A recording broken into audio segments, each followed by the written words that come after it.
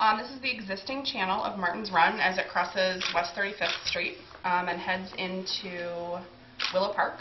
And these marks here, these hatched marks, show the increase in channel width that we are looking to achieve. So we have our existing channel here between these two locations, with the bottom of the channel being here. So what we are doing with this project is increasing the width of this here, this flow path here, where the location where the water actually flows, to 20 feet, from its existing width to 20 feet.